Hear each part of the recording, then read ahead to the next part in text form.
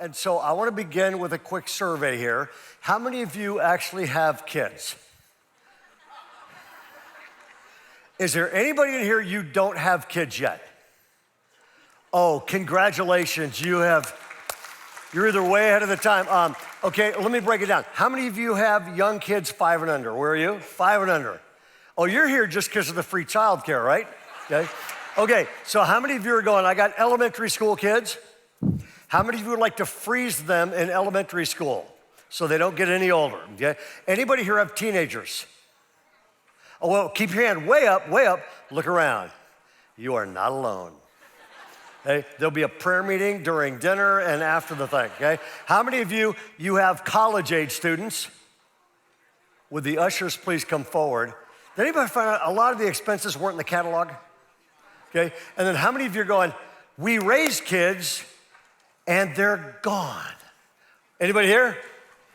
Yes, you're cheering and clapping for yourselves. How many of you going, we raised kids, they were gone, but now they're back? We have 4 of those, they're boomerang kids. We keep throwing them out, they keep coming back, okay? How many of you, do we have anybody here, you got grandkids? Oh, by the way, grandkids are the revenge for having kids. It is awesome, okay? We got 4 grandkids, more on the way. We had 1 arrive last week. Our theory is spoil them right. Matter of fact, grandparents were you? Grandparents? How many of you have had kids, like, they spend the night? What I realized with Carol is, when they spend the night, we are thrilled to see them come and even more thrilled to see them go. It's exhausting, okay? And so, by the way, I am really glad you're here, and I'm gonna open in prayer, and then I'm gonna read you a verse, and then I'm gonna have you answer a question. And by the way, is Kansas City online? Is that a yes? We have your church in Kansas City online with us watching right now. Can we have a round of applause to them? So way to go. Okay. Kansas City, here's what we wanna say. We love you. Please send us Kansas City steak. Got it? So very cool. Let's pray together.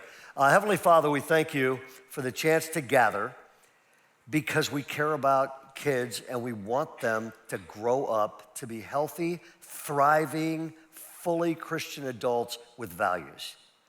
And so we pray that everything that would happen today would be massive doses of encouragement.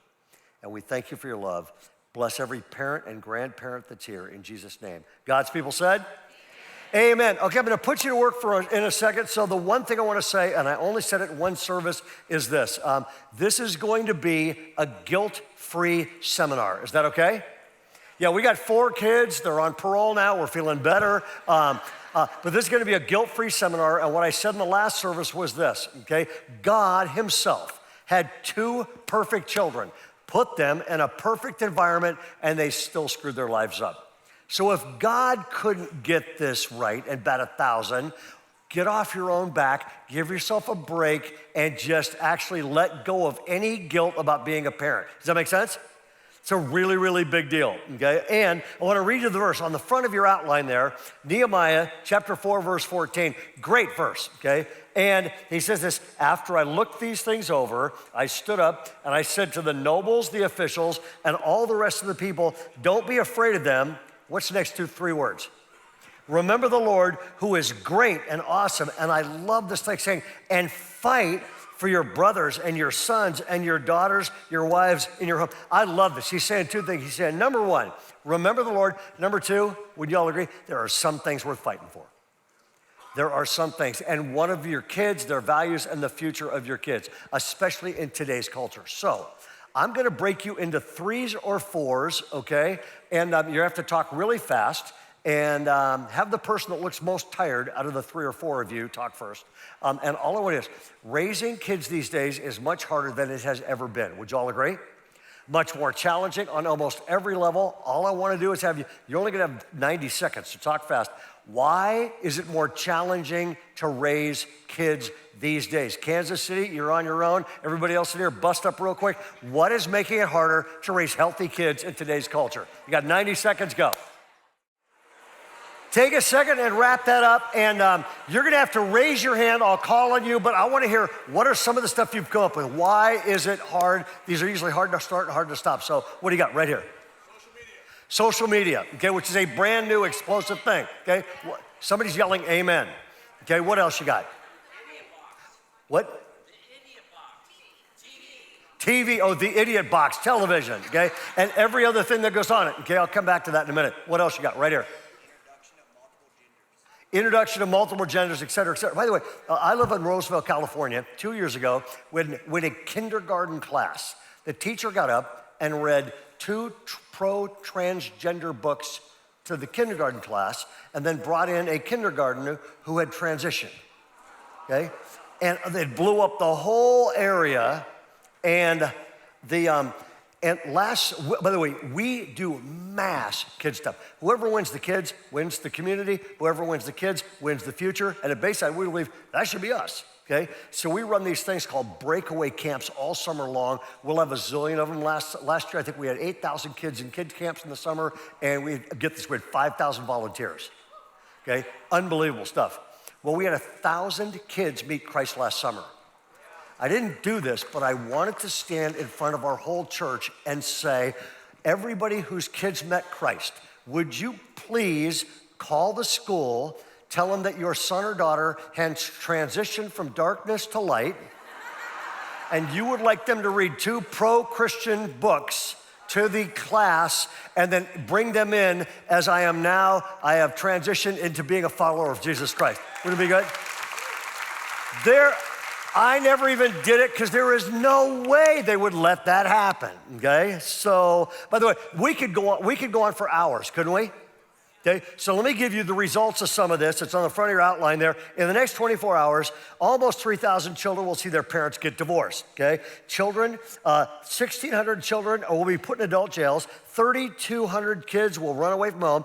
1,800 kids will be abused. 2,200 teenagers will drop out of school. 437 children will be arrested for drunk driving. 1,000 teens will start using alcohol for the first time. 211 teens will be arrested for drug abuse. Almost 4,000 teens will be assaulted. 80 will be raped. Almost 3,000 teens will get pregnant. 7,000 teenagers will become sexually active. 1,100 teenagers will get abortions. Almost 7,000 teenagers will contract a sexually transmitted disease. 50 teenagers will attempt suicide. 6 teenagers will successfully commit suicide. 135,000 teenagers will bring guns or other weapons to school, and worst, a whole bunch of kids will become San Francisco Giants fans, okay? I'm a Dodger fan. By the way, do we have any Dodger fans in there? Good. Do we have any Giant fans in there? Oh, I'm sorry. I tell my church all the time, look, dude, there's one giant in the Bible, God wanted him dead. So it's obvious whose side God is on, okay? Now, all of which to say, it is really, really, really, really challenging, and is there any way to make it kind of easier? We have a video we're gonna show you. This will solve everything. As a mom with 3 active kids, I've got to make sure I know what they're up to at all times. And as any mom will tell you, they can be a handful. That's why I give my kids Kidstone chewable Valium. Kidstone chewable Valium, the barbiturate the whole family can enjoy. And once the Kidstone chewable Valiums kick in, these kids kind of stay right where you put them. They're quiet, relaxed. It's a dream. And just about all you have to do is check their breathing every once in a while or just poke at them with a stick. Kidstone chewable Valium, from the makers of nitrous oxide balloon animals. That's for sale in your church's bookstore. Jeremy put it there. Now, assuming you're not going down that road, what in the world do you do? And the first thing, basically, this whole seminar is 2 massive sections, okay? It has taken a long, long time to get to this thing, and here we go. The challenge is this: there are 5 storms hitting every kid and every family in America, and if you're clueless and you don't know these are coming or figure out strategies to counteract it, they will be victims of these storms. Now, y'all ready? Oh, by the way, I'm gonna dump so much stuff on you, occasionally I'm gonna check in and I'm gonna go, are you still with me? And you really loud will say, yes, okay? Or you will wake up your husband and make him say yes, okay? So y'all still with me? Yes. Good, here we go. 5 storms. Number 1 is this: premature adulthood. Number 1 is premature adulthood, okay? In other words, kids these days are growing up insanely fast. okay? David Elkind has written a book called The Hurried Child, all dressed up and no place to go. Doug Fields wrote a book called Too Old, Too Soon, and the whole thing is saying this: they are robbed of their childhood. They are robbed of their child. One guy said this: you give a kid 10 minutes online, and they have access to more sex and violence than their grandparents ever even imagined existed. And so they're growing up too fast, and they're robbed of their childhood. It's like a true story. 2 5-year-old kids are in a backyard. One of them said, hey, the other day, I found a condom on the patio. And the other kid said, what's a patio? That's how bad it is. Okay, some of you will get that later. And so what's happened is we have abandoned a parenting method that was good and replaced it with something that's bad. The old method of parenting was this: it was protection. Kids are special little people that should be protected from information, and it got at them too early would warp them. Make sense? We've abandoned protecting kids and we've replaced it with preparation. Let's just let everything at them and assume they'll sort it out. It's almost like giving everybody instructions on how to build a nuclear bomb without ever installing the morals of why you shouldn't blow up the world.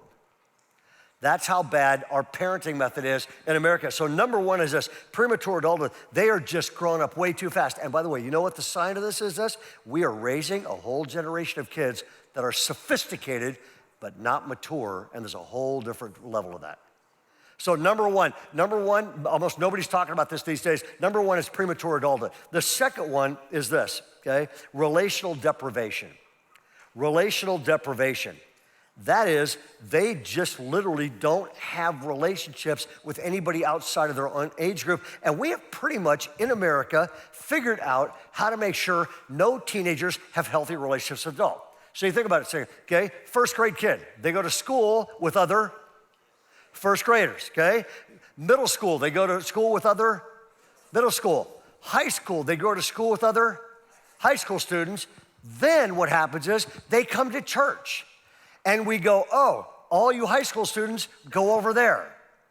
Which means they are never around anybody that is older than they are, that they have great relationships with, which means you ask any kid, what do you want to do? What do you want to be when you grow up? I don't know, because they don't know anybody. Does this make sense?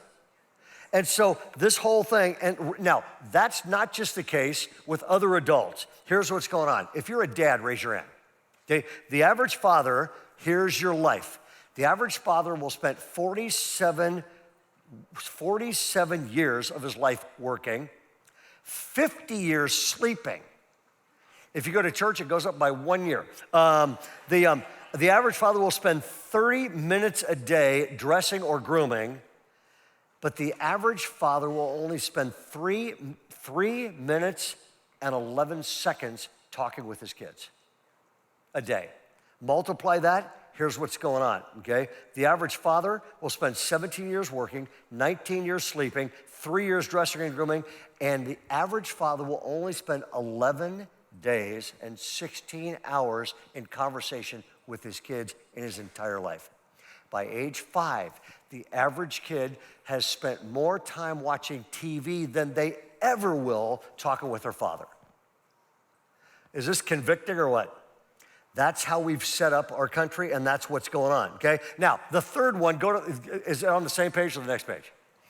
The third one, go to the next page, is massive, and it's a long section, and it's the influence of the media and the influence of technology and the influence of almost every brand new thing that's coming. The founder of MTV actually said this: we're dealing with a culture of media babies. They've grown up with the TV set and the internet, and they will accept almost anything on a screen. I'm doing research for these books. I just discovered the average 2-year-old in America can actually handle multiple devices. They know how to actually use an iPhone during their second year of life, and they are actually able to use a computer, and they are actually able to use any kind of iPad that you give them. At 2 years. I mean, this stuff's just crazy, okay? And what's going on is this: the number one information module in the life of America, here it is the media. Number one is the media. It's shaping everything more than any other thing. Let me give you some stats. 98% of US homes have at least one TV set, and now, more than ever, it is not you're watching ABC or Dish Network or whatever it is. Now you're watching what? Streaming services. Okay? And so 98% of American homes have a TV set. Now what's interesting is this, 96% of American homes have indoor plumbing. Think about that for a second. There is more stuff going into the American home than going out, okay? Now, the average, anybody here have a TV? Anybody have more than one TV? Almost all of us do, good. TVs are on for the average of 7 hours, 8 minutes a day. Households with cable or satellite, anybody got that? Yeah, 60 hours a week the TV's on. By age five, as I said a minute ago, the average kid will have seen more TV than they ever will talking with their dad. And this is the mind-blowing thing. By age 18, the average teenager will have seen 20,000 hours of content, seen 18,000 murders, 400,000 TV commercials, which are a 30 to 60 second teaching module designed to plant a value into the viewer and then elicit a response of consumption or consuming or buying based on the value that was placed in there, okay? But the thing that bothers me is this. People just go, well, no, we're just putting content out there. It's not meant to persuade. Well, that's a flat out lie, or companies wouldn't be spending $10 million for a 1 minute Super Bowl commercial. And then here's the mind-blowing one. By age 18, the average teenager will see 21 to 24,000 acts of implicit or explicit sex in the media, and 94 to 97% of that is between unmarried people. So when you look at this, you're just going, hey, all that bombardment, media is the number one shaper of values in this country, which means teenagers watching all this stuff are gonna conclude sex is not a moral issue. And you don't need to be committed in a marriage relationship to engage in sexual activity. And it's like, funny, a friend of mine's a youth pastor, and he did a 4-week series on love, sex, dating, relating with his youth group. And he was like, the last session, he just nailed it, he killed it, and he's like, I got him. They'll be pure forever. Until this really attractive sophomore girl, a blonde girl, she raised her hand and said, can I ask you a question? He goes, yep, everybody turns. And she goes, I got a question. She goes, I kind of knew the Bible had said not to have sex.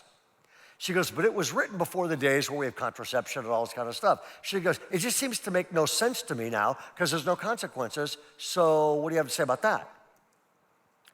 And have you ever been in conversation with a teenager and you're trying to think of a great answer and pray at the same time? He said, it hit me. He said, I looked right at her and said, it's like the difference between buying a car or renting a car.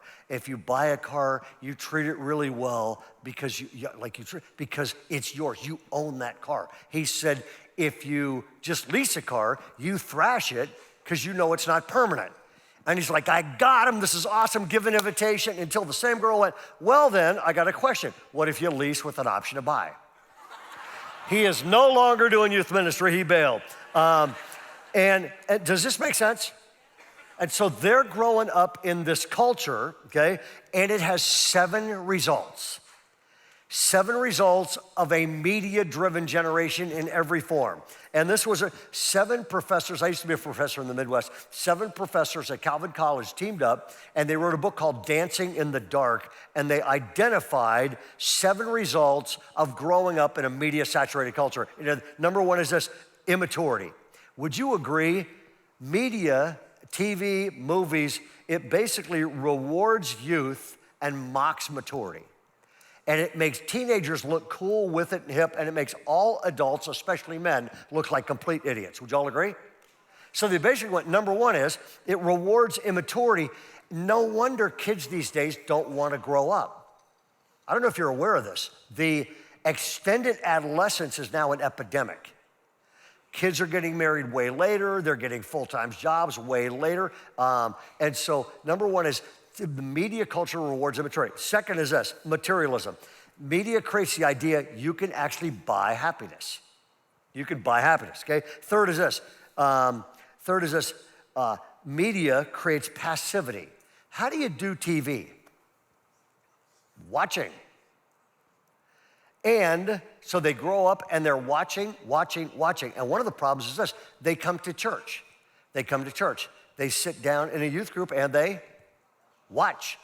Then they come to church. They sit down in church and they watch. I mean, we've tried to counteract that as much as we can at Bayside. I mean, we run these mass day camps, and the second these kids are in 6th grade, they exit the day camps and they serve at the day camps for the next 2 years, okay? And we hire high school students all summer long. Last summer we hired, I think, Carol, I don't know where you're, last summer I think we hired somewhere between 140 and 160 high school students. Full-time. We broke every child labor law. We underpaid them. Nobody got $20 an hour at Bayside. But we literally were like, you're at church, you're serving every service, you're doing all this kind of stuff, you're putting all the camps, you're working all these day camps, all this kind of stuff. And these kids thrived and they loved it because somebody actually is telling them, you're too valuable to sit there your entire life and just watch a screen. Make sense? So, media-wise, immaturity, materialism, passivity. The fourth result of this is teaching and entertainment have become inseparable. Teaching and entertainment have become inseparable. Answer this question to the person next to you. The average teenager's attention span is what? Go ahead and.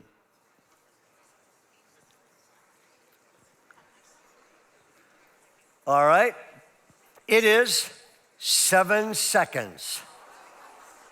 It is 7 seconds, slightly longer than your husband's, okay? And by the way, we're all the same. Wouldn't you all agree? Well, let me put it this way. Have you ever been in church and you're fully engaged in the message, and then 7 seconds later, you're gone? What about the roast? Oh, my tea time's at this. Oh, I forgot to do this, all that kind of stuff. And now, a lot of people, they're not using a physical Bible at church, they're using their phone. And I'm staring at thousands of people every weekend. I know they're on ESPN. Watch this. Raise your hand if you've ever been on anything on your phone other than the Bible during church. Watch this. It's church, gotta be honest, okay? And so what's happened to all this kind of stuff is the teaching and entertainment have become inseparable because the attention span is really short, okay? Number 5 is this, and this is massive, and if you wonder why politics, why we keep electing the wrong person, here it is. Personalities are now more important than ideas. Personalities are more important. Somebody did a survey, and the average teenager can tell you 9.5 brands of beer, but can only name 4.2 former presidents. And what's happened, and it started with Richard Nixon. Richard Nixon and John Kennedy ran for office, and they ran against each other, and everybody listening to it on radio said Nixon won the debate. Everybody that watched it on TV said Kennedy. Why? Because Kennedy is way better looking and has a great head of hair. Okay? I thought it'd be really fun to run for something sometime against somebody with a really nice head of hair. Okay? Like our governor, okay? Because it would have been really fun to stand next to him and just take it away.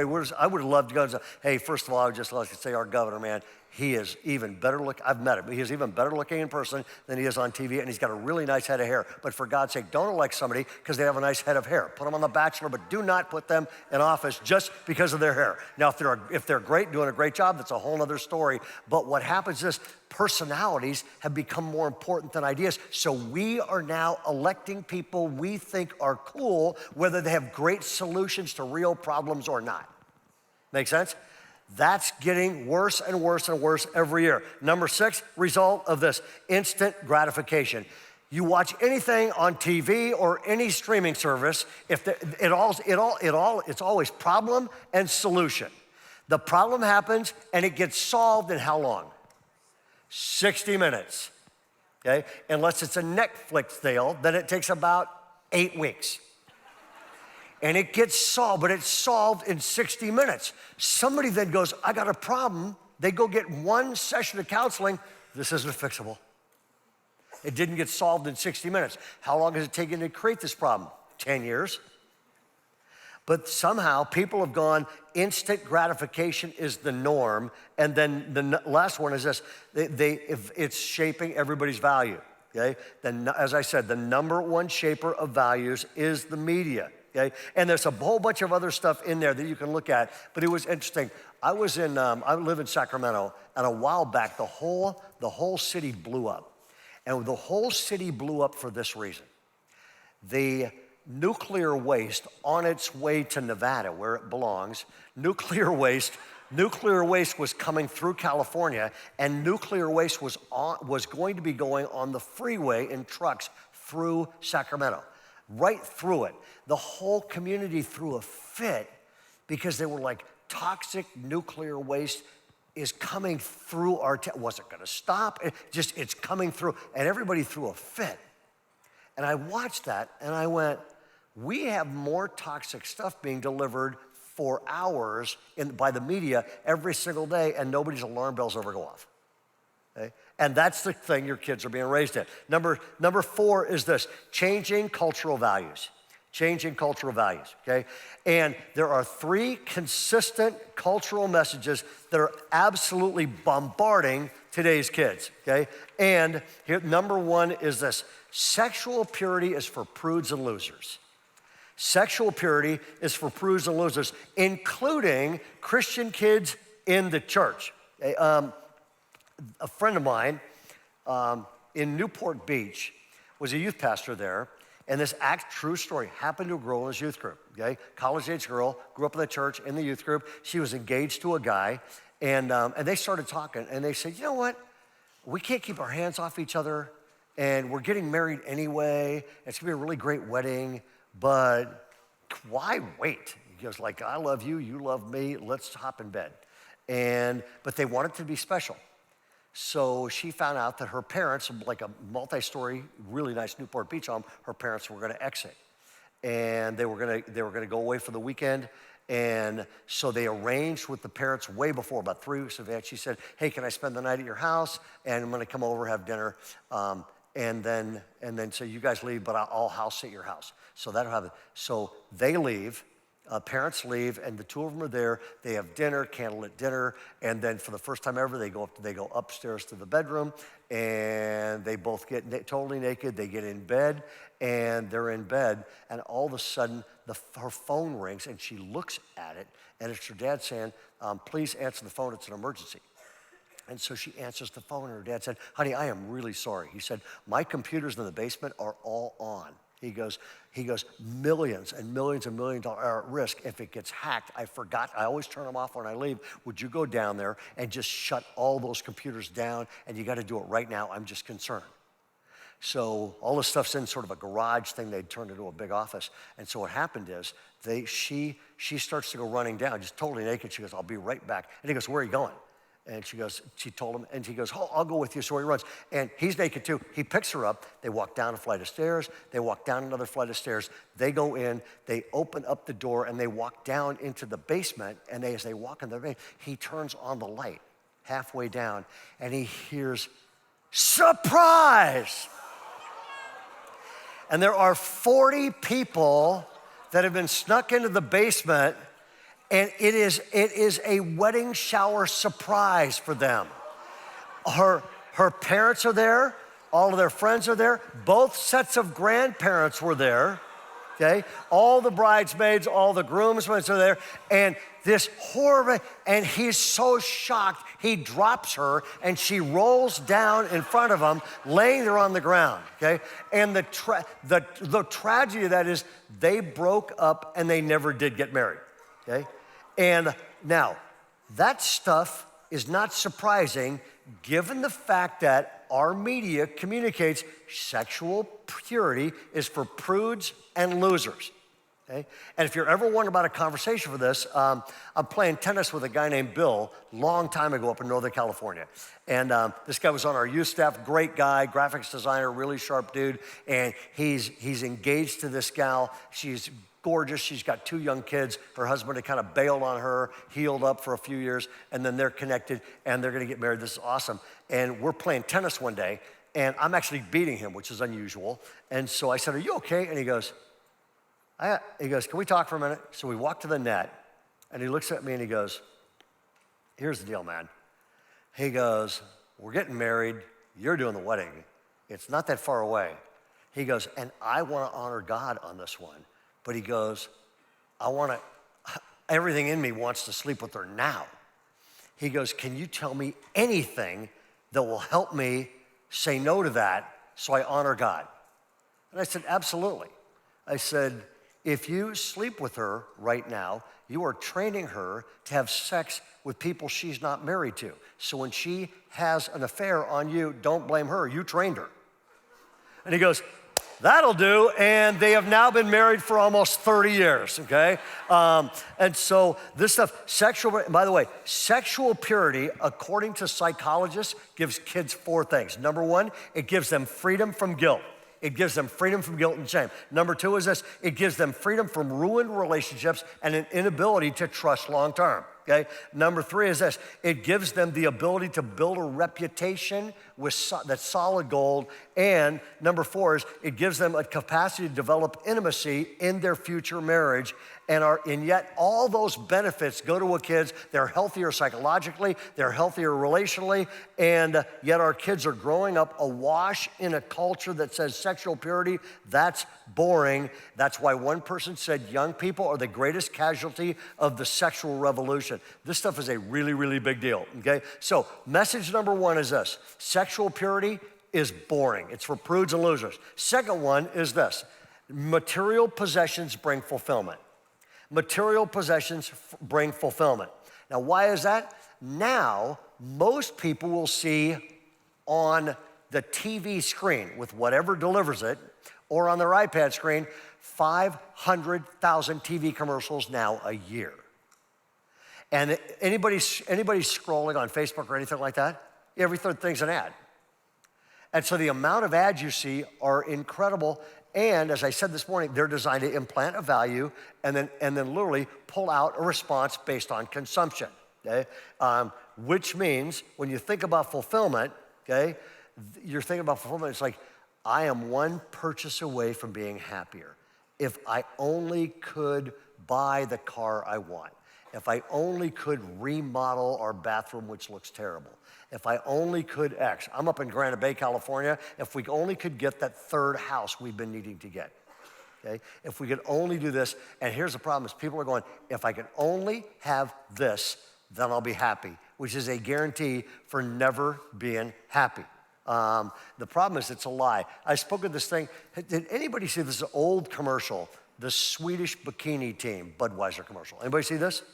It was actually Old Milwaukee beer. And we're living in the Midwest, and in the Midwest, Old Milwaukee beer was a big deal.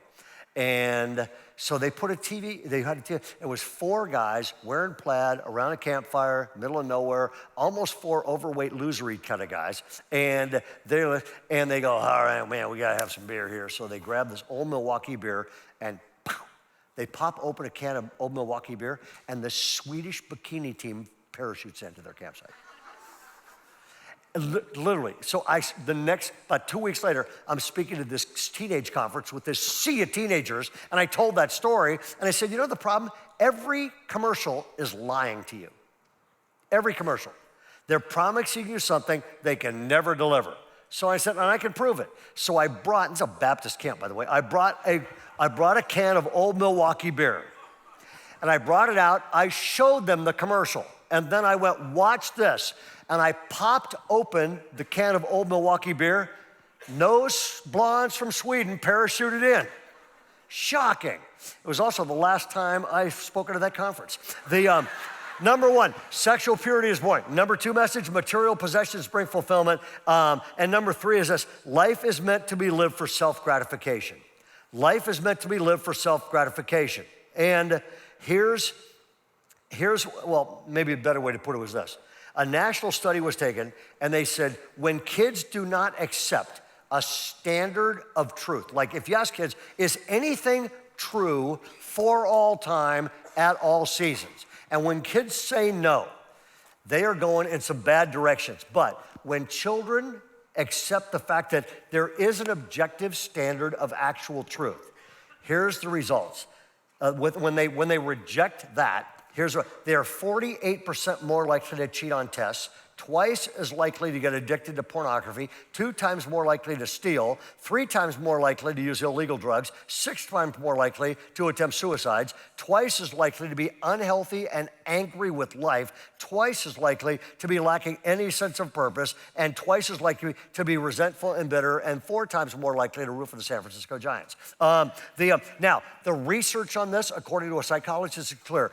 When kids have solid convictions about truth, it will double, triple, or quadruple their chance of making great moral choices in an immature world. Boy, that's good, isn't it? And so you start looking at this stuff going, this is a really, really big deal. Matter of fact, we have 4 kids. And I'm kind of a big believer in sort of, they're gonna see stuff. We actually are gonna protect our kids from all movies. And is Carol in here? Yeah, remember this? Greg? So we're like, okay, we're not gonna let our kids see a bunch of movies. And our son Mark, I don't know how he was young. And he comes home one day and he goes, I saw Jurassic Park. It was awesome. We're like, who let you see Jurassic Park? Greg, our youth pastor. It was awesome. He's no longer there. And I realized in our culture, things are going to end run us to them. Wouldn't you agree? And so I thought, I'm just going to do some oppositional teaching.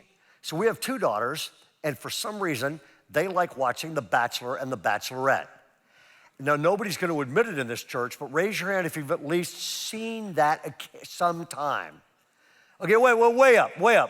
Apparently, these people are honest, okay? Raise your hand if you actually kind of like, I'll watch it, just to keep up with culture, right? And so my daughters do that anyway. So I pretty much went, go ahead, I'm just gonna watch it with them. And when they were in high school, they had this big, huge friend group and that went to the church.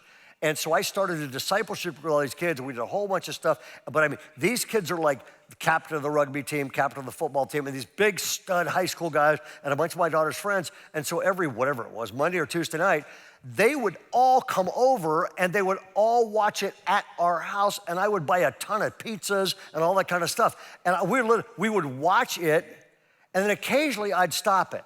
Okay? Matter of fact, I'll never forget this. I'm sitting next to this dude named Scotty, co-captain of the football team.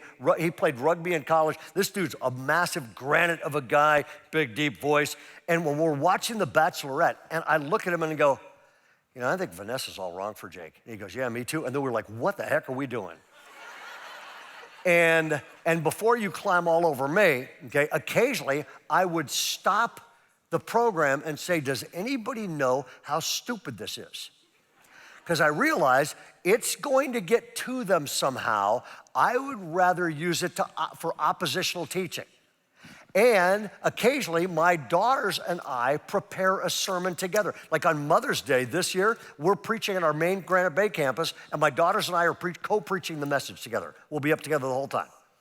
It's a blast. But so occasionally I'll put message together, and I'll meet with my wife and meet with my kids. I'm with my kids, especially my daughters. I'll go, all right, I'm gonna go through the whole thing. What do you think? We're preparing this, and my daughter Leslie at some point goes, oh, you know what would drive that point home? You should show a clip from The Bachelorette. And I went, I may not be the pastor after this, but what do you think? And we watched the clip, and I went, I can work with this. And so I'm gonna show you the clip. Okay, and the clip is this. There's this bachelorette. She's got a kid, and she's got all these guys that kind of want to be with her.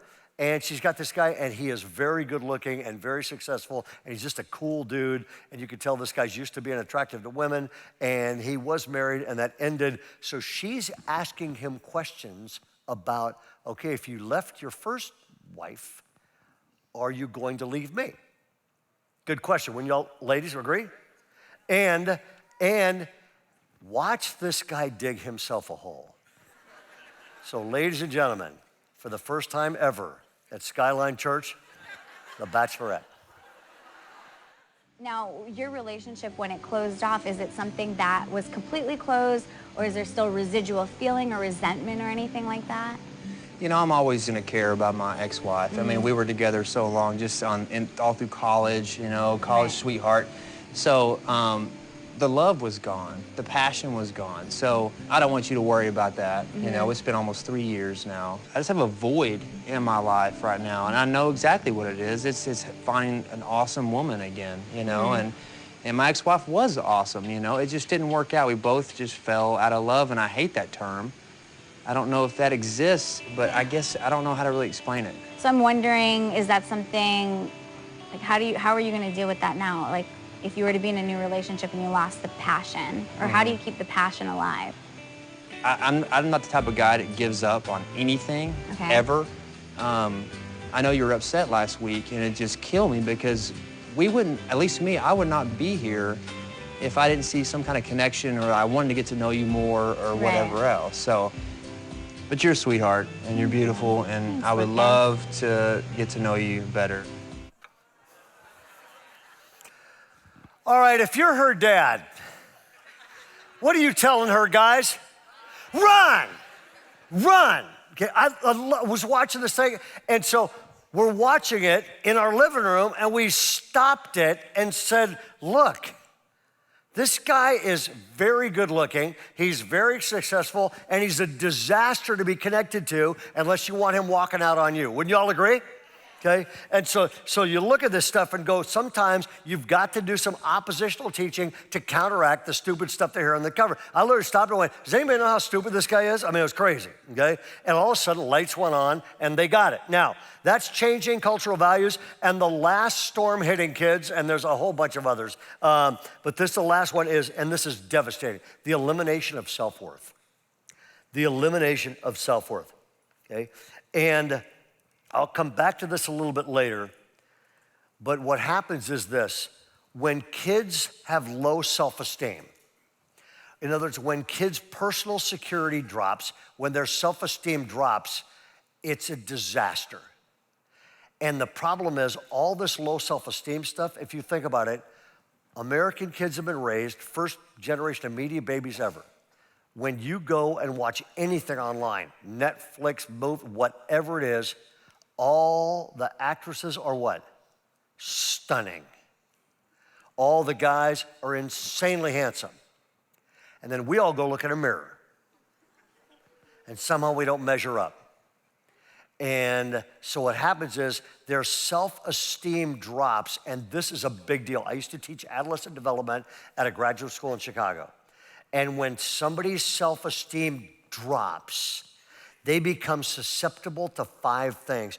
This, I don't even know if this is in your notes. It may go on the screen. Oh, good, here we go. They become, number 1, more susceptible to peer pressure. More susceptible to peer pressure. The kids that are most destroying their life because of peer pressure, they don't feel good about themselves, and the only way they can feel good about themselves is to throw away their eyes to make their friends happy with them so their peer pressure rises. Make sense? Okay. Second one is this: they become more susceptible to sexual experimentation.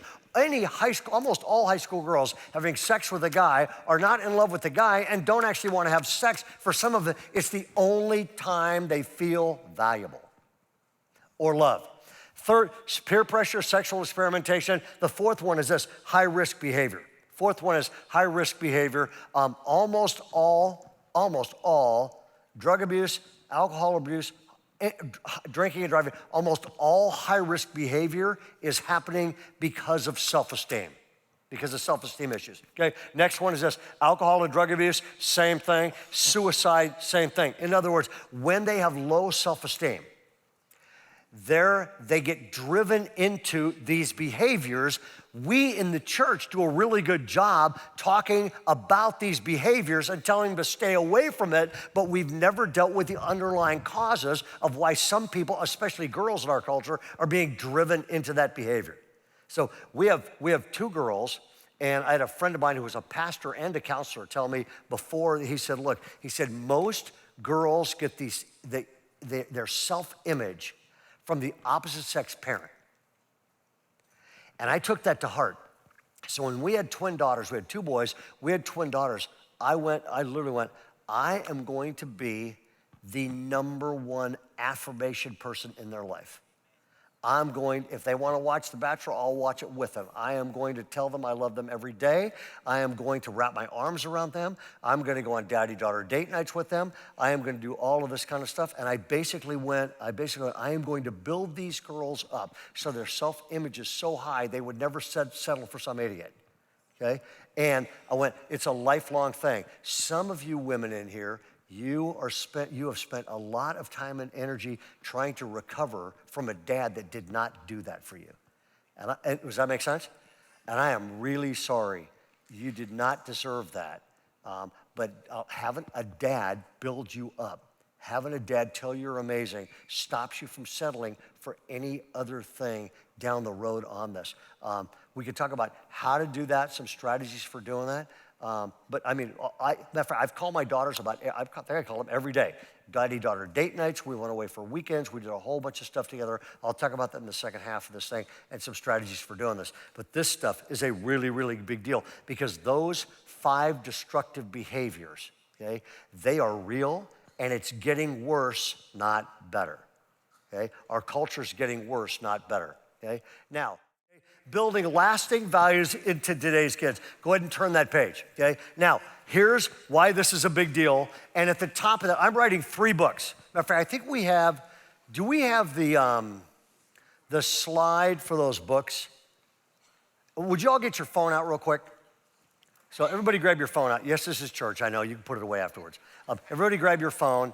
And I'm writing 3 books on parenting. The first book is Raising G-rated Kids in an X-rated World, and the book is actually going to be 7 storms hitting kids and 7 strategies for helping them avoid it. Okay, and we're updating a bunch of these storms. So that's the first book. The second book is Parenting on Purpose. I'll come back to that in a second. And the third book is going to be Become the Parent Your Kids Want to Be Around, which I think is the key to the whole thing. So what does it take? And however, we're in process of writing this around the country. When I speak on this, if you want to take your phone and text G-rated, just text the word G-rated to 56316. It's actually John 3:16, 56316. Send that. That's the text number, and then just say G-rated. One word, G-R-A-T-E-D. Okay.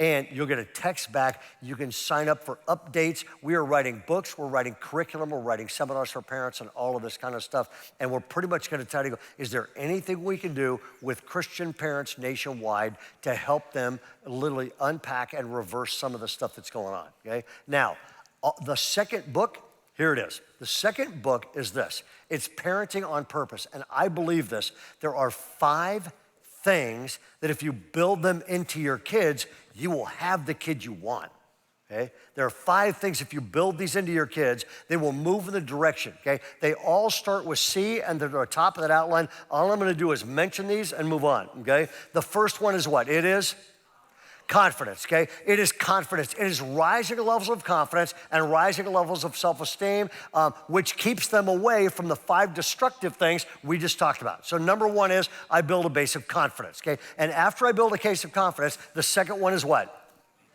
Okay, we're gonna try it again. The second one is convictions. Now, watch this. Convictions are values. Convictions are internal values. They are things I'll die for. They are things I believe. It's the foundation off of what I stand. I took a picture of this. I love that cornerstone out there on your building, don't you? Jesus Christ is the cornerstone. You know what that is?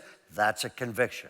See, confidence, conviction, and the third one is character, okay? Now, character. Now, character is convictions lived out. It's convictions displayed. One of the problems with churches these days is this. Kids growing up in our churches, they learn to act like they have character at church, but on Friday or Saturday night, it's a whole different ballgame. Make sense? Or it looks like they have character and then they go to college and the whole thing unravels, okay? And the reason it unravels is this: convictions are the foundation for character, which means when we build convictions in, then those convictions come with them, and inner convictions can overdo any external pressure. Now, there's confidence, convictions, and character. The problem is, a lot of Christians, they stop right there, okay? Confidence, convictions, character, and they stop right there. I actually believe there's two more, and they're really important, and the next one is what? Compassion. It's the main thing in the Bible. Love God and love your neighbor. We have too many Christians that have convictions, but not compassion. And the way they take a stand means nobody can stand them. Anybody know people like this? Okay, so it's confidence, convictions, character, compassion, and the last one is competence, which means I am helping these kids actually discover what their spiritual gifts are, what their God-given talents are, what all this stuff is. So at some point, those kids develop their competency, and then they can go out and get a job and support the parents. Got it? So I want to say this one more time. These are the 5 things. This will be book 2. These are the 5 things I have prayed for my kids on. I have gone after this kind of stuff. I've tried to build confidence. Second one is convictions. Third one is character. Fourth one is, and fifth one is competence. Okay, that is a healthy adult. That is a healthy human being. You take any one of those out, and the whole thing starts to get real fuzzy and unstable. Now, so the question is this: how do you build that stuff in? And I want to give you don't have to write this down. I just want to give you I think the single best thing ever written on the subject of parenting is written by the psalmist. And the psalmist said this: children are a gift from the Lord. So number 1, kids are gifts, not punishments. Okay? Children are a gift from the Lord, and then it describes them. It says they are like, anybody know? Arrows. Very good. They are like arrows in the hands of a warrior are the children born in one's youth. So it says this: children are gifts, but it says this: children are, okay, y'all can do better than that. Children are arrows. Now, it's the single best thing ever written on the subject of parenting ever. Why? Okay, because we are supposed to raise kids the same way you handle an arrow. What do you do with an arrow? Yeah, shoot it. Think about it for a second. I knew you'd wake up for that. Think about it for a second. What do you do with an arrow? The first thing you do is, bingo, you provide. What do you do with an arrow? The first thing you do with an arrow is you provide directions. Okay? You provide direction. In other words, the first thing you do with an arrow is you provide direction. Then what do? You pull it back. In other words, you provide motivation. Y'all Kansas City people getting this? You provide direction, then you provide motivation. So you aim it, that's providing direction, then you pull it back, that's providing momentum, and then what do? Release. Okay? You release. So that is release. This released as I was writing it. Now, you provide direction, motivation, and release. That's parenting. You provide direction, then you provide motivation, then what do? You release it. And hopefully it goes in the direction that you're praying it goes, hoping it goes, the whole thing. Does that make sense? That's parenting. Now, one of the problems is this. I know so many parents are going, I did that. And the minute I let them go, because here's the deal. Most Christian parents that are involved are really good at direction. Christians are the best direction people in the world. Matter of fact, we actually have a 66 book of more directions. And so when they're little, we're giving them directions. And then we get to be teenagers, we just yell those directions louder at them. Okay? And we are the direction kings and queens of the world. Christians are the best people in the world at providing direction. Wouldn't y'all agree? Okay? So we're great at providing direction. The other thing all parents end up being good at is what? Release, because they're leaving at some point. Okay? So we're really good at direction, really good at release, but the heartbroken parents are going, released, and they didn't go anywhere near. They broke my heart. They didn't go anywhere near the direction I was hoping they would go. Why? Because they provided direction and they didn't provide motivation and momentum. So because there was no inner motivation to go those directions, when they let it go, it just fell to the ground or doesn't move out.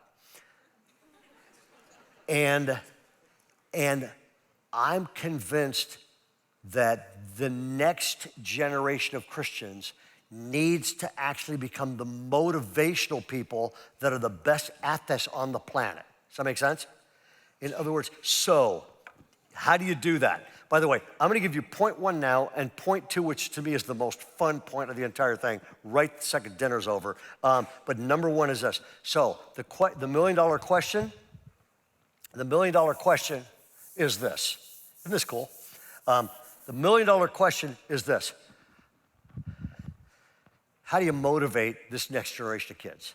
How do you motivate them? Okay? Because they're gonna go in the direction that they're motivated to go. How do you motivate them? How do you get these kids here going? They're internally motivated, so when they're out of sight, I trust them. I'm proud of them. How does that happen?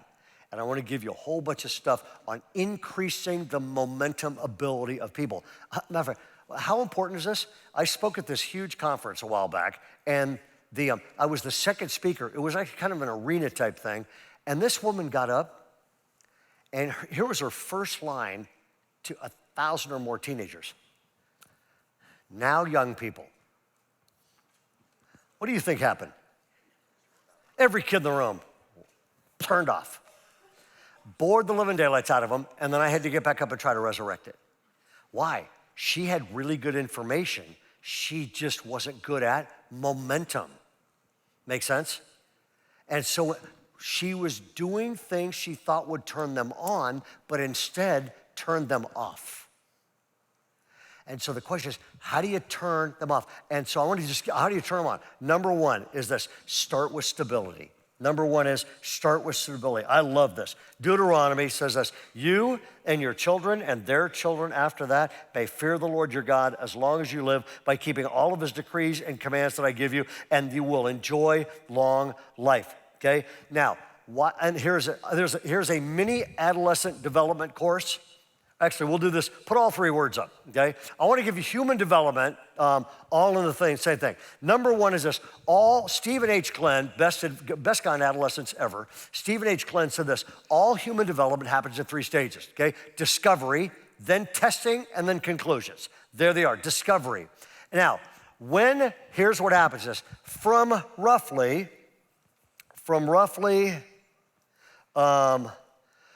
when is it discovery? From roughly 0 to about age 5 or 6 or so, maybe even age 7, is a time of discovery. Now, anybody here got kids 5 or under?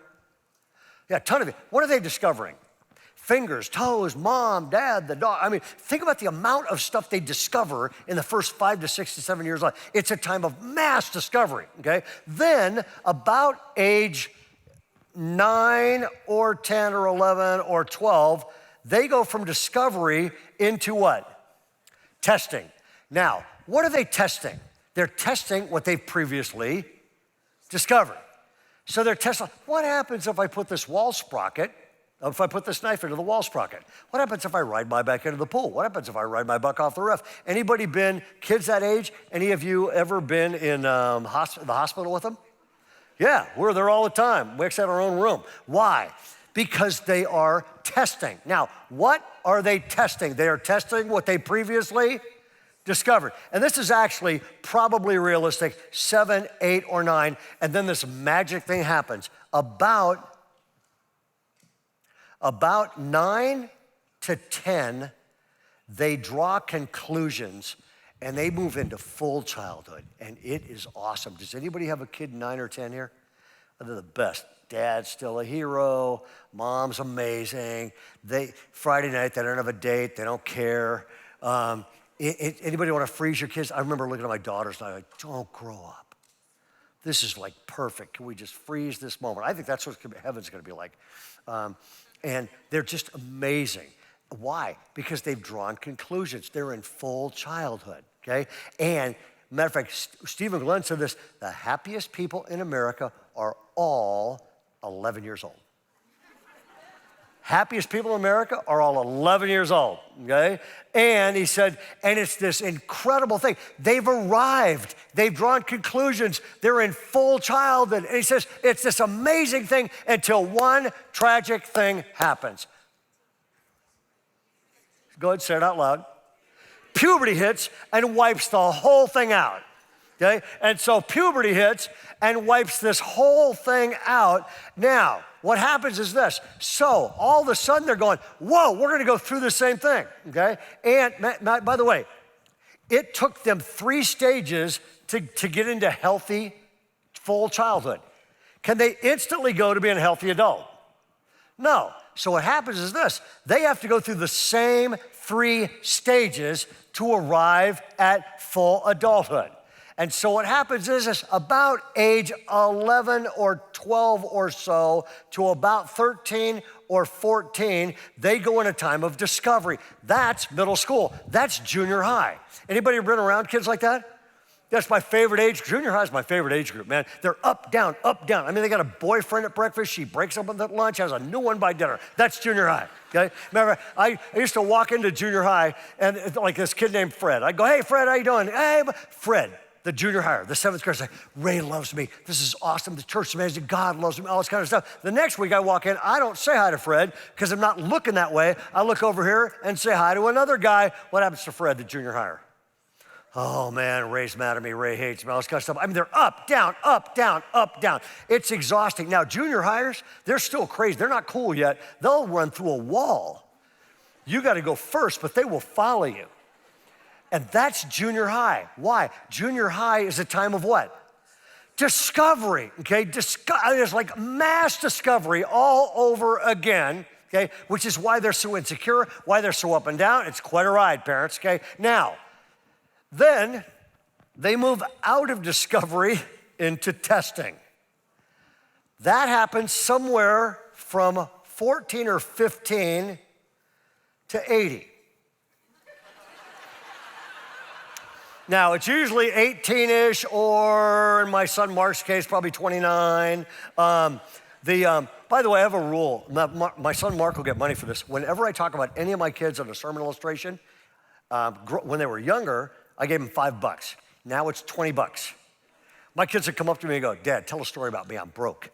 And so the minute we get home, I'll give Mark $20, okay? I mean, for some of our kids, it was like 16, and Mark, it was 29.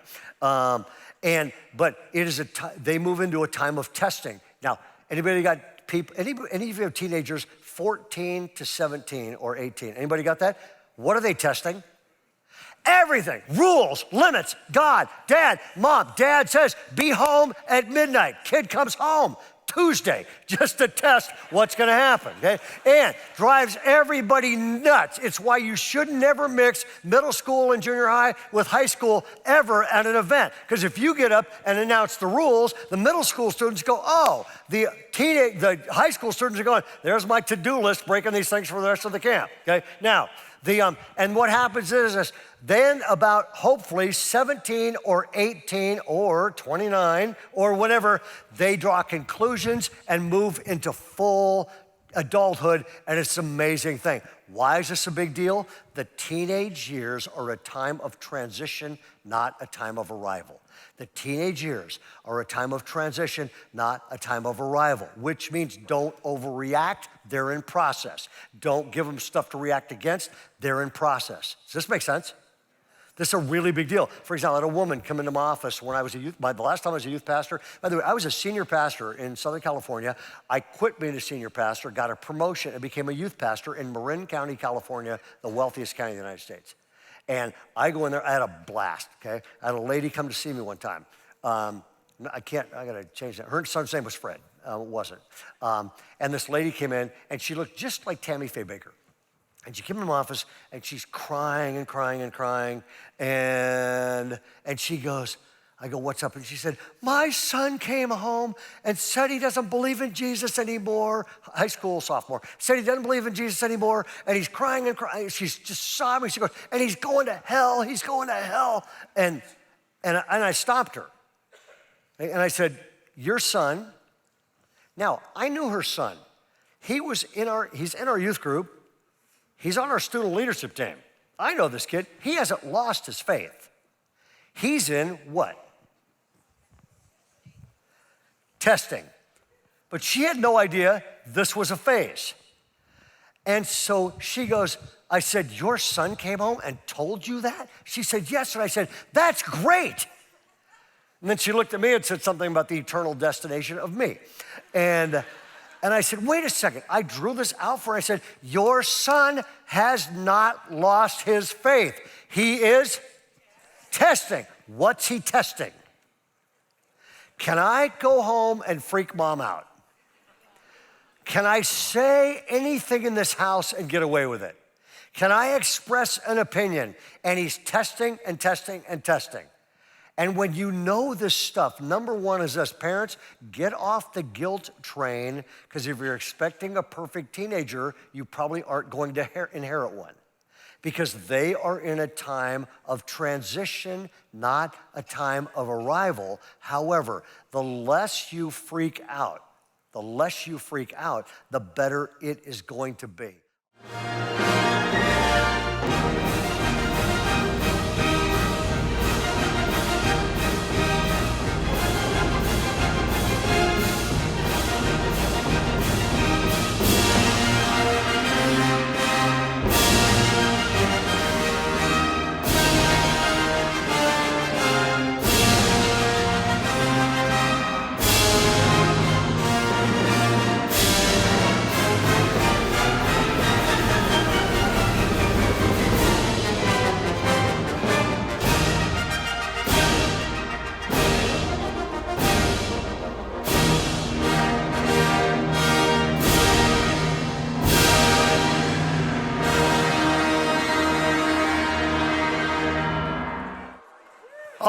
Don't you feel better? Here we go, okay?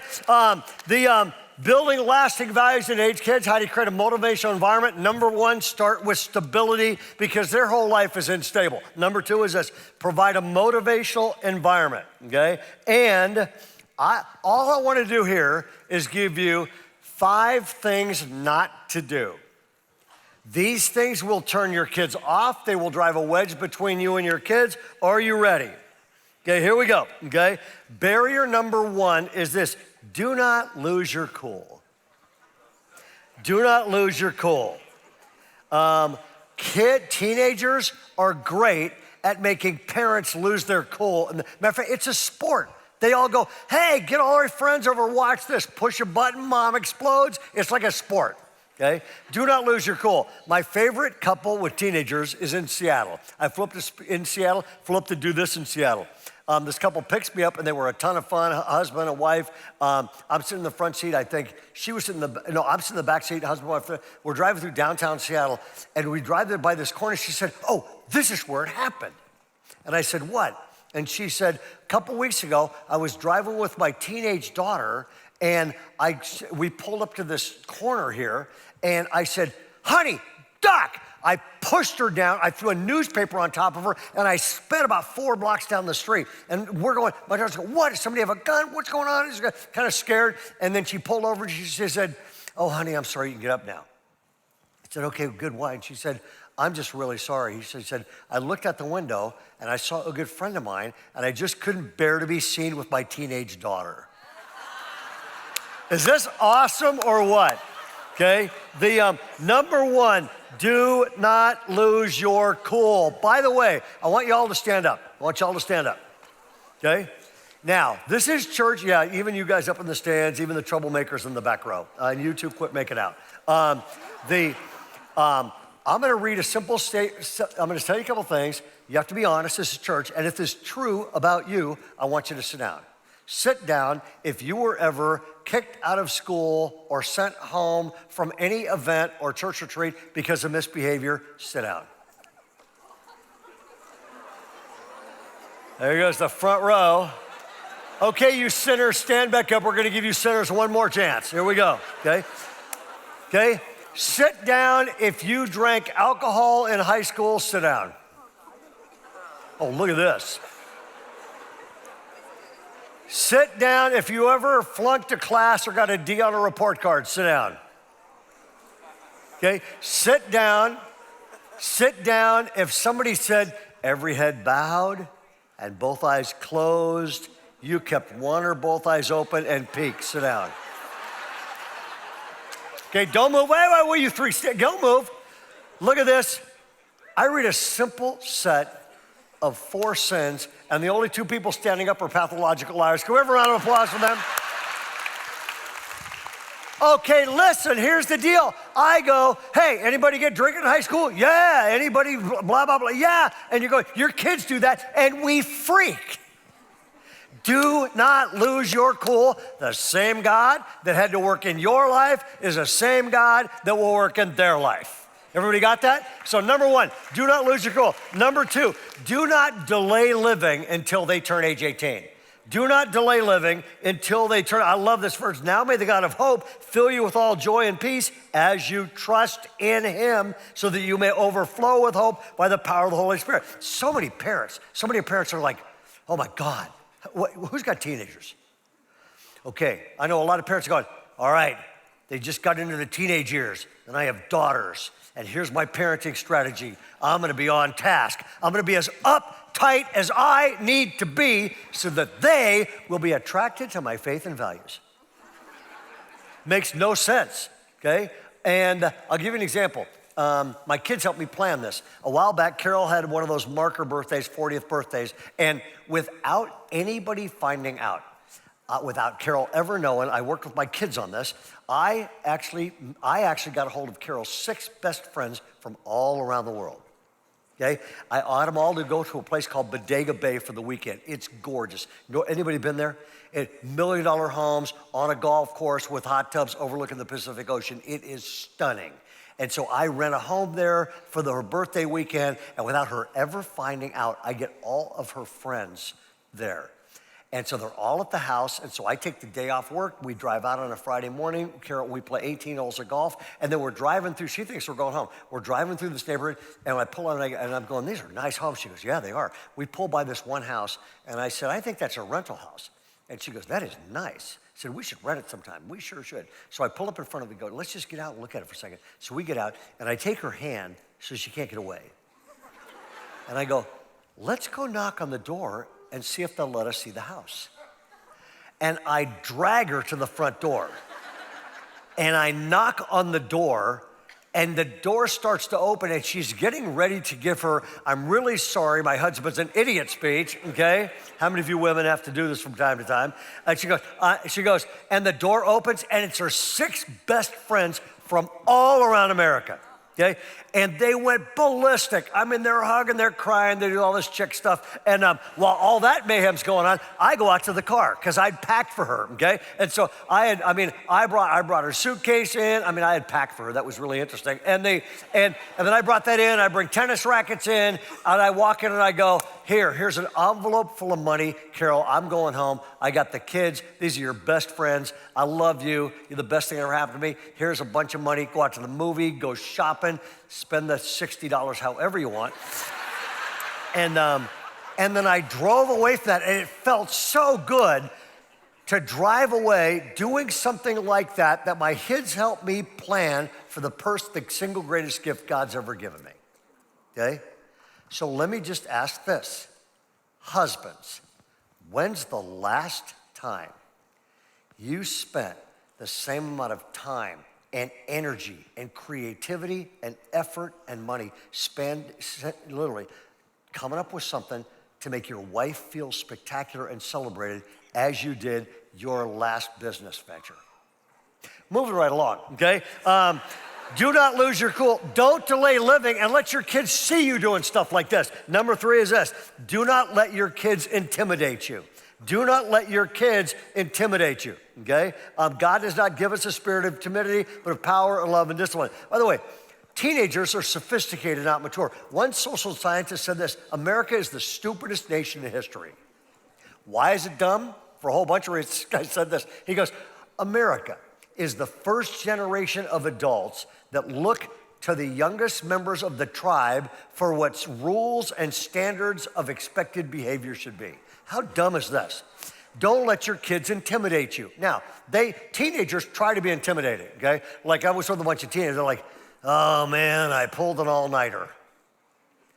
At my age, pulling all-nighter means sleeping through the night without having to get up to go to the bathroom. That's an all-nighter, okay?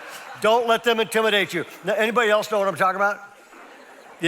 Number 4 is this: do not rescue them from consequences. Do not rescue them from consequences. This is huge. Why is this a big deal? Because actions have to lead to consequences, and if you rescue them from consequences, they will never learn that actions lead to consequences. For why not just continue to do destructive actions until the consequences are devastating? Okay? We had a lady came and talked to me one time, and she said, my son, a sophomore, is driving me crazy. I said, why? She said, every day he leaves his lunch at home, and every day I have to drive it to school for him. So I made up a statistic. Do you know it takes 180 days for a young man to die of starvation from missing lunch? What she didn't understand was he was training her to cover all the consequences, and that is going to lead to something really, really bad. Actions have to have consequences. Do not rescue them from consequences. And the last one is this: do not underestimate the power of being a positive parent. Do not underestimate the power of being a positive parent, okay? Provide a motivational environment. In other words, life's short. Live it up. Have fun. Love each other. Let your kids see you enjoying God and life. In other words, live a life. As a matter of fact, one of my best friends said this to me recently. He goes, my goal is to live a life my kids envy, which means sometimes you ignore them and go out and have fun and let them see it. Okay, number 1, start with stability. Number 2, provide a motivational environment. Number 3, cultivate close connection. Cultivate close connection. If you're taking notes, just write in here, the myth of quality time. The myth of quality time. Go out on dates with them. Here's what's going on. Your kids, each individual kid has a relational bank account. Okay, they have a relational bank account.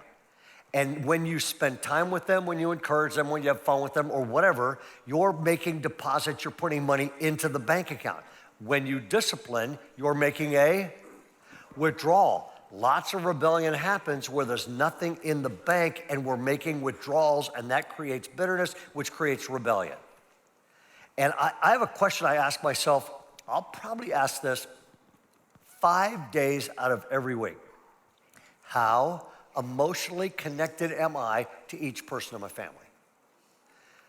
And that, by the way, that always leads to a phone call. It always leads to a phone call, okay? Now, and it changes during seasons, okay? So go to the next page, or let's on the bottom of that page. There's 3 stages to a child's development. This is similar to what I wrote up there before, okay? There's 0 to 7 is the age of regulation. And their strongest need is instruction. Their strongest need is instruction.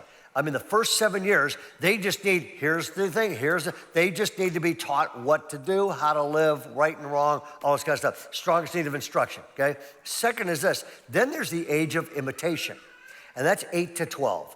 And their strongest need is demonstration, which needs to be time together for modeling, because when they're 12 years old, you're still their model. After 12 years old, are you their only model? No, their friends are. That's why 13 and up is the age of inspiration, and that's where they need exposure. They need exposure, and which is experiences with high impact people and high impact events. And if you're taking notes, just write down 2 words, example, just below, example and experience. And I've had so many parents come up to me brokenhearted and go, I was a good example. And at 12, I thought we were good. And at 15, the wheels are off and my heart's broken and I might never get them back. What's going on? I'm going, because the first 12 years of life, they just need you to be a really good example. After that, they need jaw-dropping experiences, life-changing encounters, jaw-dropping experiences. Like the week before Easter, we take about 1,000 teenagers and adults to Mexicali, Mexico.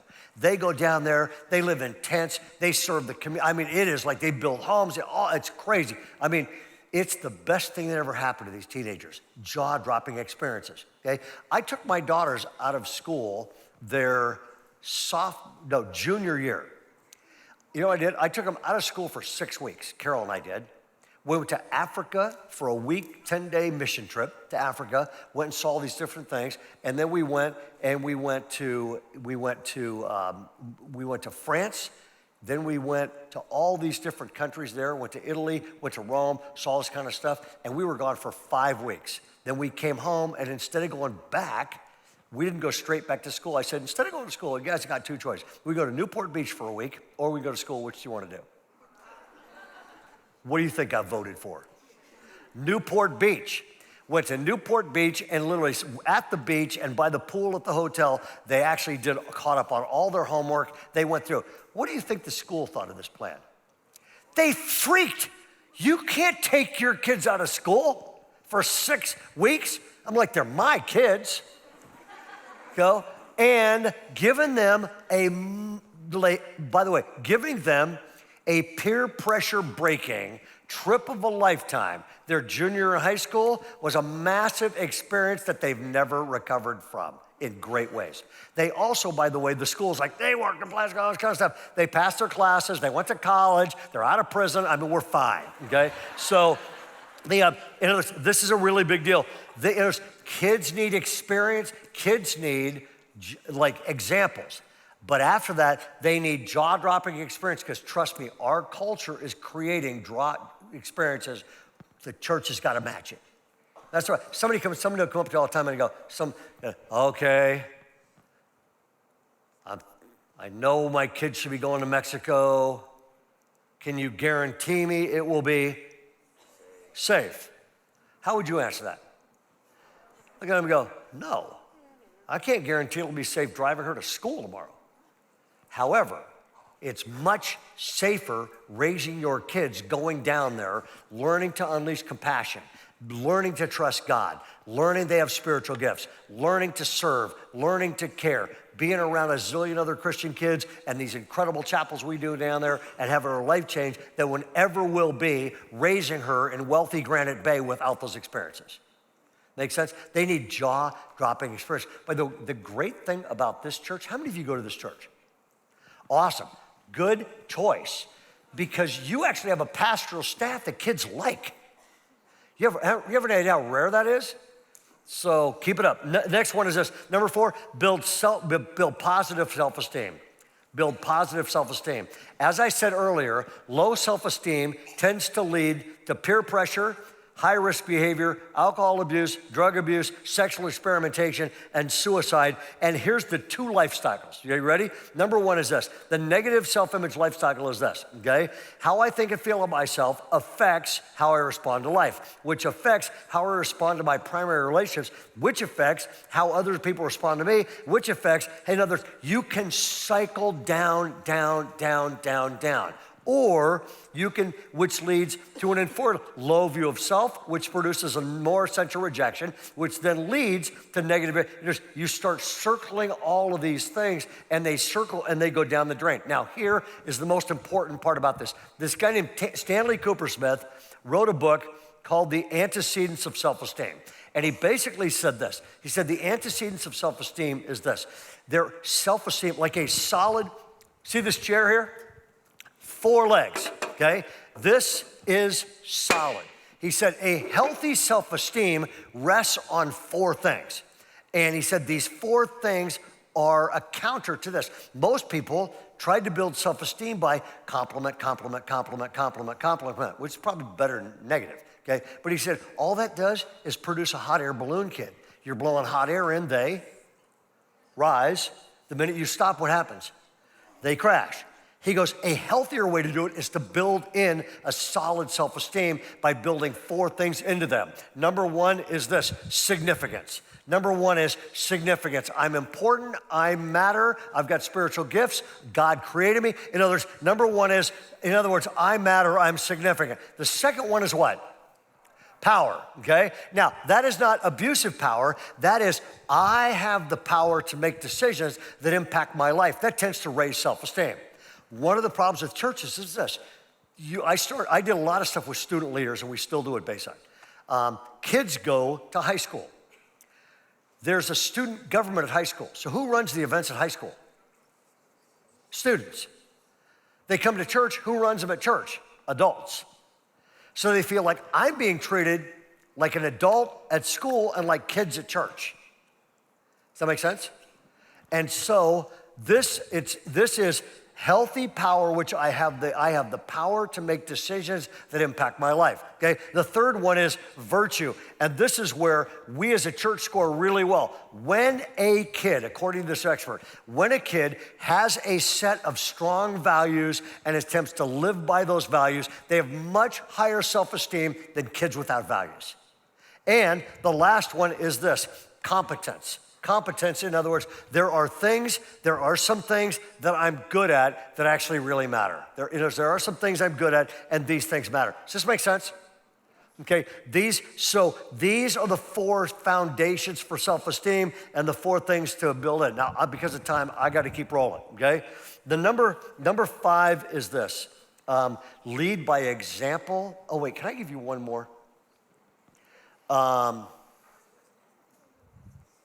Can I get a blank slate?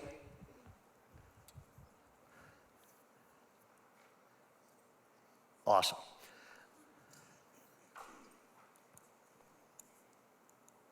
So tricky. Our oldest son, Mark, went to Azusa Pacific University. I'm the longest serving board member at Azusa Pacific University. I'm actually really thrilled to report to you, we felt like there was some significant mission drift at Azusa Pacific. And we hired a new president. I don't know if I've ever seen anybody that's this good of a leader, and he is actually going after that. It is awesome. There are some great days coming up. My son Mark went there, and basically I'm telling you, he knows that I'm telling the story. He flunked out his freshman year. And because I was on the board, I had connections, so I got him back in. And he is brilliant and genius, but he didn't like a thing called homework. And so he flunked out again, and he was embarrassed and devastated and had to pack up all of his stuff and drive 8 hours from Southern California to home, came straight to our house, and I'm getting ready for this conversation. And I'm going, Carol and I are going, what do we do? How do we handle this? Okay? And part of me is like, I used connections to get him back in, and then he flunks out again, and part of me wanted to go, what in the world do you the stuff. I also think self-image is really important to the next 60 years of his life. So I will never forget this. He came home, I was in the bedroom, and the 3 of us just lay down on our bed, and he was broken. And he's a strong, vibrant dude, so he was not himself. And so I went, how am I going to handle this? So I took out this huge piece of paper. Remember this, honey? Took out this huge piece of paper, and I drew a huge circle on it. And I drew a massive, big pie thing. And I said, Mark, let me give you my perspective on this, okay?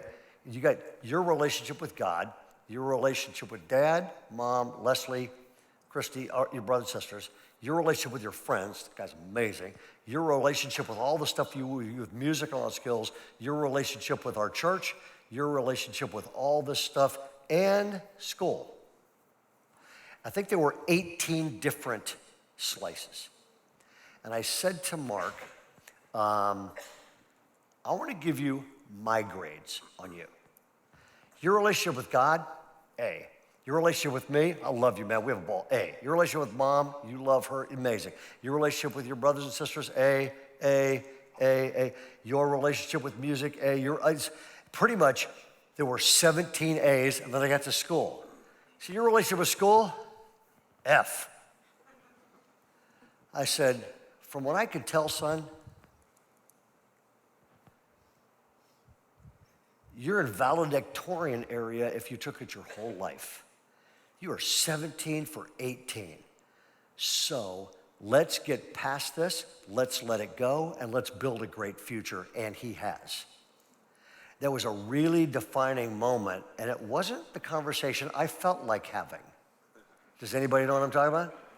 okay? However, the conversation doesn't need to be about us. It needs to be about what's going to free them up and what's going to motivate them and what's going to motivate them to go in the right direction in the future. Make sense? Okay? And what happened is this: he stumbled his way through some stuff, and then we just keep praying for him. And they married this amazing gal. He's leading worship in a church. He's just doing all this incredible stuff. And our first they came to us and they said, hey, we're pregnant. We're having our first, it was our first grandchild. And they said, and it's a boy, and we're naming him after you. I started crying, okay? I'm not sure that kind of thing happens without this. Does that make sense? So how we handle some of this stuff is a really big deal, all right? I got to keep going. Number 5 is this: lead by example and experience, which means give them experiences. And you can read this here, but I want to give you this thing. I was a youth pastor for a long time, and I sat down when I was in Marin County. We just these amazing kids come through this youth group, and I went out to lunch with a guy, and I said, we were like, let's take the top 25 kids in our youth group, top 25. And we said, let's figure out, how did they turn out that way? And we couldn't figure it out. So we went, okay, let's analyze their parents. And we had 3 kinds of parents: A, B, and C. A was Christian parents who meant it and were living it. B was Christian parents who just didn't really, they weren't tithing, they weren't serving, they weren't serious. They kind of came to church when they felt like it. So sort of nominal Christian parents. And C was this: parents that weren't Christians, or some of them were disasters, okay? And we went, every kid, let's put them in these categories. You want to guess what categories they were in? Every single one of the 25 was in A or C.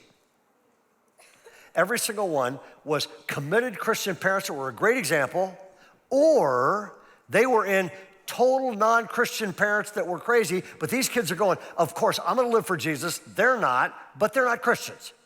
There wasn't one kid in that youth group who had Christian parents that were bad examples that thought it was a great idea to follow Jesus.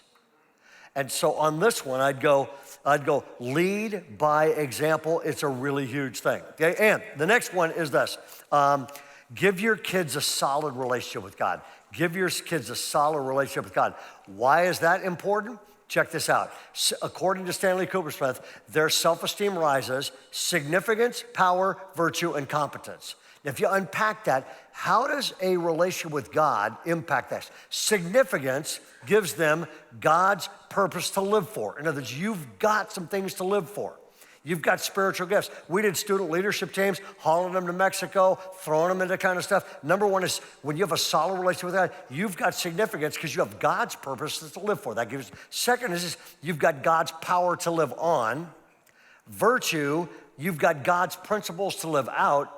And competence, which means you've got God's presence. And that should be gifts. God's gifts to discover and develop. And that's why I actually believe this. I grew up, those of you who don't know, I grew up in an executive jet set, totally atheist home. I'll come back to that in a second. Until I became a Christian, and then until I started teaching at a graduate school, I went, you take the secular psychology world, and they're going, a kid needs significance, power, virtue, and competence to be psychologically healthy and emotionally healthy. And then you start taking a look at what having a thriving relationship with God looks like, which is you've got God's purpose, God's power, God's principles, and God's presence. And it is a dead-on match with what kids need to be emotionally healthy. And so give your kids a solid relationship with God. And the last one is this: give your kids heavy doses of encouragement. Give your kids heavy doses of encouragement. And keep your notes out for a second. I want to say 2 things. Number 1 is this. I will never forget this. We're in Marin County. Our first son, Mark, was born. And they go, at first he's born and they hold him upside down. He's purple. Anybody been through this? And then they whack him on the butt and he takes one breath and he goes, pink. It's like, that was awesome. Do it again. And then they look at me and they go, would you like to cut the umbilical cord? And I'm like, aren't we paying you? No. And so they do all that kind of stuff. And then they put him in swaddling clothes. And then they said, Ray, would you like to hold your son? Nobody'd ever used the word your son with me in my entire life. I'm all choked up, and they handed me him, and I looked down at him, and I was like, hi, Mark, your name is Mark. And I said, I'm your dad.